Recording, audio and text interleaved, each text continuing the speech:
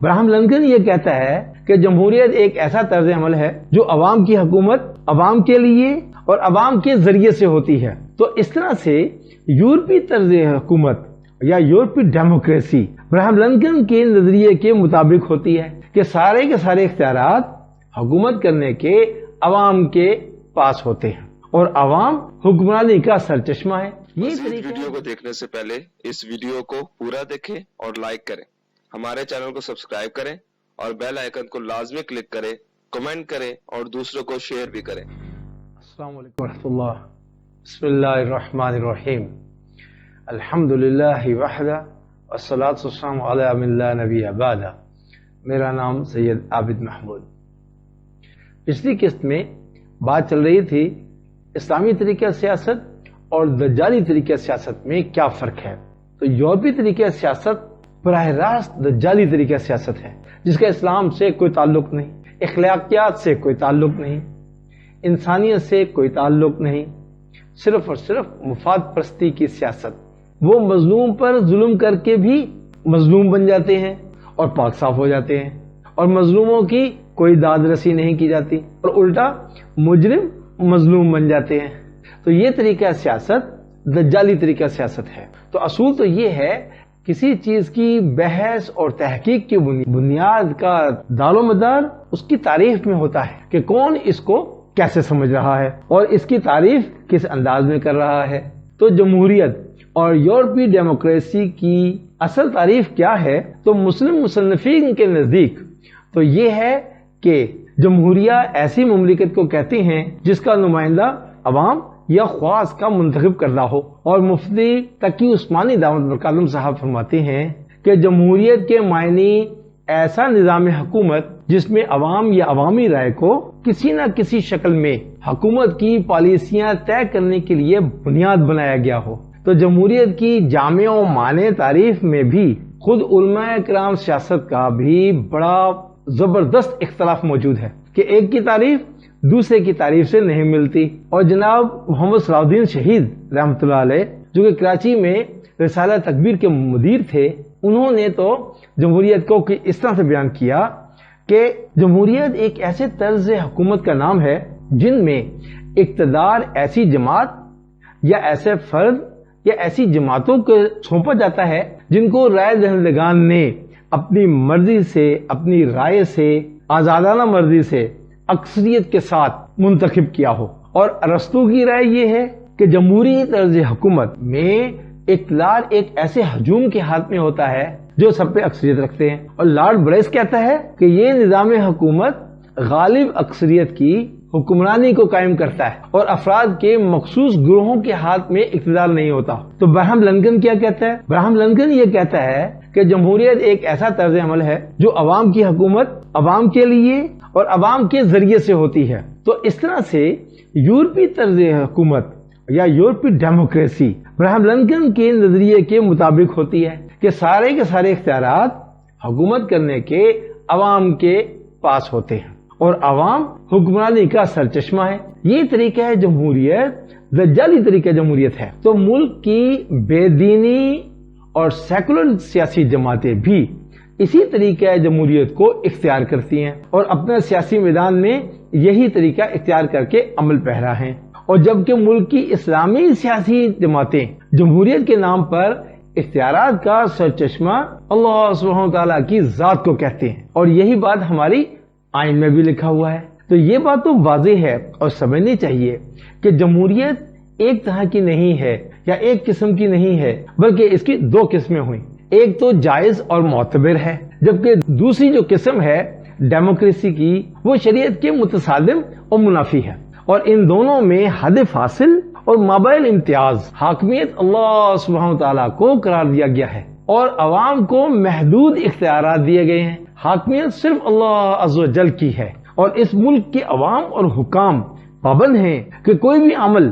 اللہ سبحانہ تعالیٰ اور ان کے برگزیدہ رسول صلی اللہ علیہ وآلہ وسلم کے طریقہ کے خلاف اور ان کے احکامات کے خلاف ورزی میں نہ کوئی قانون ایسا بنایا جائے گا اور نہ ہی کوئی ایسی پالیسی اختیار کی جائے جو کہ قرآن و سنت کے خلاف ہو۔ جبکہ دیکھا گیا ہے کہ عملی طور پر ایسے بالکل نہیں ہے کہ پاکستان میں عوامی سطح پر آئین کی یہ باتیں مانی جائیں۔ آئین تو صرف مطمئن کرنے کے لیے ایک کتاب لکھ دی گئی ہے، عملی طور پر عوام جو چاہتی ہے وہ قانون عمل میں آ جاتا ہے۔ تو اسلامی سیاسی جماعتیں اس دھوکے میں ہیں کہ آئین میں یہ سب کچھ لکھا ہوا ہے، بس اب کوئی بھی اسلام کے خلاف کچھ نہیں کر سکتا۔ اس لیے عوام پر اسلامی جذبہ پیدا کرنا اور عوام کو ہم خیال اور ہم ذہن بنانے کی محنت کرنا ایک فضول ہے۔ ہم اپنا اسلامی اثر و رسوخ دکھا کر آئین پر عمل کرواتے رہیں گے اور عوام کو ہم خیال بنانے کی محنت نہیں کی تو عمومی طور پر عوام اور نوجوان نسلیں اسلامی سیاسی جماعتوں سے اور اسلام سے دور ہوتی چلی گئی، اور اس بے توجہی سے فائدہ اٹھاتے ہوئے دوسری طرف لبرل اور سیکولر بے دین جماعتوں نے، سیاسی جماعتوں نے عوام کی بڑی اکثریت اپنے ہم خیال کر لی اور اسی عوام کی اکثریت کی رائے کو دلیل اور قوت بنا کر آئین میں وہ تبدیلیاں کرنا چاہتے ہیں اور عوام کی اکثریت کی رائے کو مانا جاتا ہے۔ تو یہ کون سا اسلامی آئین ہے؟ تو اس کا مطلب تو یہ ہوا کہ ابراہم لنکن کا ڈیموکریسی کا جو نظریہ ہے وہ اس وقت عمل پیرا ہے، جو عوام کی حکومت عوام کے لیے عوام کے نمائندوں کے ذریعے سے ہوتی ہے۔ اسلامی آئین کا نام دے کر اسلامی سیاسی جماعتوں کو خوش کر دیا گیا اور وہ سب لوگ خوش اور مطمئن ہو گئے۔ دوسری طرف دجالی بین الاقوامی ماسٹر مائنڈ اپنا کام دکھا گئے، ملک کی عوام کو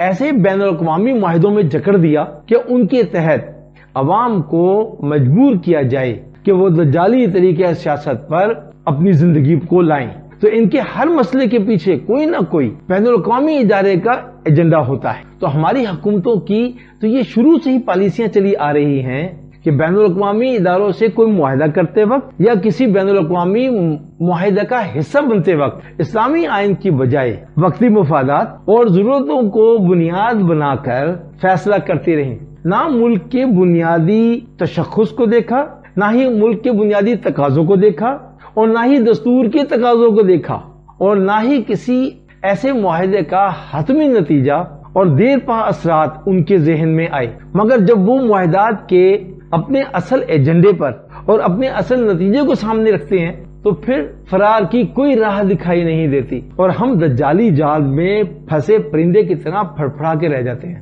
ان حکومتوں میں اسلامی سیاسی جماعتوں کا بھی بڑا بھرپور کردار رہا ہے۔ بھئی جب تک ہم ان مسائل کے پیچھے اصل محرک اور اسباب کے اوپر بات نہیں کریں گے اور مضبوط موقف اختیار نہیں کریں گے اور اپنے اعمال میں اختلاف کا جائزہ نہیں لیں گے اور ہم اپنا خود سے احتساب نہیں کریں گے تو یہ مسائل اسی طرح سے کھڑے ہوتے رہیں گے اور ہمارے ملی اور قومی مسائل میں اضافہ ہوتا رہے گا۔ اس کے بعد ایک اور بات بھی عرض کرنا چاہوں گا کہ مسئلہ ختم نبوت کا ہو یا ناموس رسالت کا ہو، اوقاف کے تحفظ کا ہو یا خاندانی روایات اور نظام کا ہو، بات دینی مدارس کی ہو یا سرکاری اسکولوں میں دینی تعلیم کی ہو، اس کے لیے سوچ وچار کو بڑھا کر جدوجہد کرنی پڑے گی۔ تو سب سے پہلے تو آگاہی اور توجہ دلانے کا مسئلہ ہے، بیدار کرنے کا مسئلہ ہے کہ عوام کی اکثریت، علماء کرام، دینی کارکنان اور دین سے محبت کرنے والے احباب، ان سب کو ان مسائل سے واقف کروانا اور ہم خیال بنانا ہے۔ کسی بھی مسئلے پر محنت کرنے والوں کو اس مسئلے کی اہمیت اور نوعیت پر اور اس کے تقاضوں سے بہرحال باخبر ہونا چاہیے، اور آگاہی اور بیداری کا یہ ماحول پیدا کرنا ہم سب کی مشترکہ ذمہ داریاں ہیں، اور اسلامی سیاسی جماعتوں کو خاص طور پر اور باقی سیاسی جماعت کے جتنے بھی ہم نوا اور ہم خیال لوگ ہیں ان کو بھی اپنا بنانے کی محنت کرنی ہوگی۔ ہمیں دلیل اور دینی علم و شعور کی قوت اور ایمانی جذبے سے ساری کی ساری رائے عامہ کو جنگی بنیادوں پر اپنا ہم خیال بنانا پڑے گا اور عوامی دباؤ کو ہی اپنی جدوجہد کی بنیاد بنانا ہوگا۔ یہ اصل محنت کا میدان ہے۔ ان لوگوں سے ہزارہا سیاسی اختلافات ہونے کے باوجود ان سب کو اسلام کے نام پر ہم خیال بنانے کی جدوجہد میں محنت کرنی ہے، فکر کرنی ہے۔ اس کی اشد ضرورت ہے۔ دجالی سیاست، بلا وجہ دوسروں پر تہمتیں، جھوٹے بے بنیاد الزام اور عیب جوئی سے پرہیز کرنا ہوگا اور عین اسلامی سیاسی طریقے کو اختیار کرنا ہوگا، اور خاص طور پر اسلامی سیاسی جماعتوں کو دجالی طریقے سیاست کو چھوڑ کر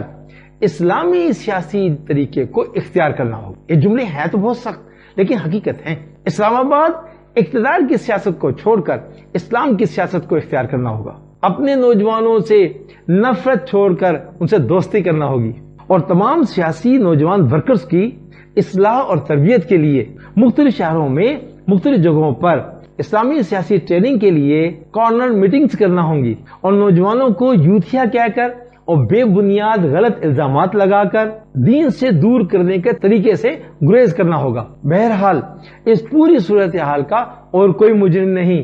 یہی اسلامی سیاسی جماعتوں کا طرز انداز اسلام آباد کی سیاست یعنی اقتدار کی سیاست ہے، جس کو بدلنا وقت کی اہم ترین ضرورت ہے، ورنہ وہ وقت بھی بہت قریب آ گیا ہے کہ داستان ہوگی داستان ہوگی۔ انشاءاللہ بقیہ بات اگلی ویڈیو میں کریں گے، اس وقت تک کے لیے اجازت، جزاکم اللہ خیر، السلام علیکم ورحمۃ اللہ۔